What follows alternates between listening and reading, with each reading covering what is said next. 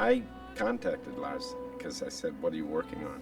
And I think he had no particular thought of me being in this movie. I think he was really fixated on getting the actress first, and then he'd cast the man off of the actress.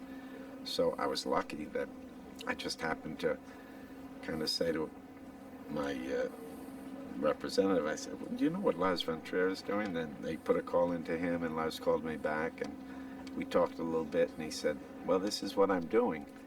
Didn't really say read it or this is something for you. He said, "This is what I'm doing."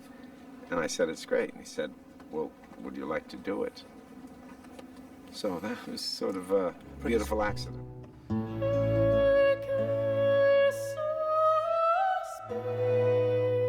He's entertaining, he's bright. As an artist, he's always challenging himself and challenges the people around him. He's easy to trust because he's really good at what he does.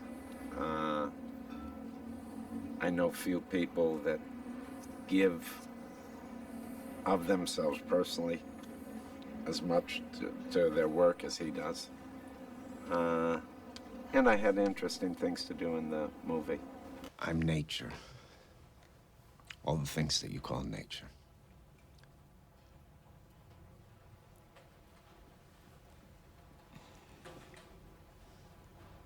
Okay, Mr. Nature.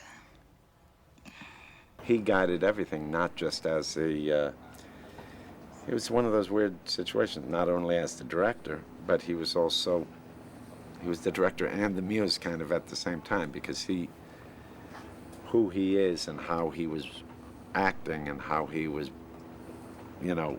bearing up impacted on the film every day. Mm. And he was in a place where things were still volatile, so that I think that colored the approach. But having said that, there was something kind of very intimate and loving about the approach, even though this is a very dark movie. And I think it's because he's really appreciated that Charlotte and I made ourselves available to him when he didn't feel like he was in the best shape. He was apologizing constantly for himself. Mm. But that was a relative thing because there was plenty of him there. But you're not a doctor. No, I'm not. And I'm proud that I'm not when I meet a doctor like him. There is nothing atypical about your grief. Charlotte said that the most difficult moments for her, or the most challenging moments for her, were not the ones where she was naked, but the ones where she was naked physically, you could say, but the ones where she was naked emotionally. Mm-hmm. Did you feel the same way with this film and these scenes? As an actor? For me, my job was slightly different because some of the times I had to drive the scenes, because she's the one that in some of the scenes is distraught and is at the early in the story. I'm trying to help her, and we had quite wordy scenes that were quite long and quite verbal scenes, and they were like scenes in bed. We never worked out the actions or anything. We never quite knew where they were going to go. So I guess the most difficult thing was always balancing. I had to have a plan to drive the scene. And because she's more a passive character in those scenes, I had to drive the scene, but also I didn't want to step on her, whatever she was doing. So it was always exhausting and a fine line to walk to find a balance of driving things, but letting enough air remain there. Let's make a list of things you're afraid of. At the top, we put the situation you fear the most. The whole point was sort of to help Lars do what he wanted to do. And I trust that, and that's always with a strong director. I like being in that position. Actually, that wasn't my question. Somebody asked that question in the press conference, and it never really occurred to me. Hi, that's Barry Boy from the Daily Mail. Mr. Von Trier, I've read all your various notes about this film. I heard you give an interview a few minutes ago on television. Would you please, for my benefit, explain and justify why you made this movie, please? And please, you know, give more than a one-word answer. Thank you very much. Life is not easy, though. I don't think I have to justify. Yes, you do. Yes, I do. Yes, you do.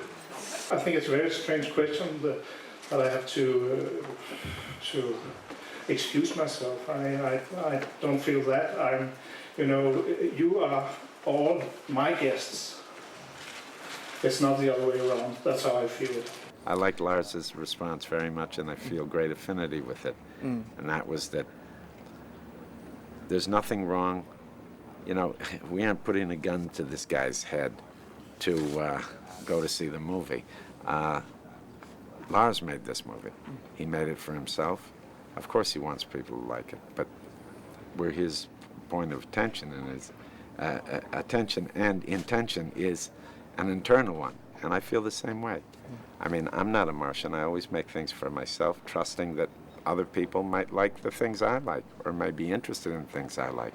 And if I discover something and there's something true or interesting about the discovery, other people will be interested in too. So I liked his response where he said, listen, you're my guests. And he said it in a very sweet way. I was shocked at the kind of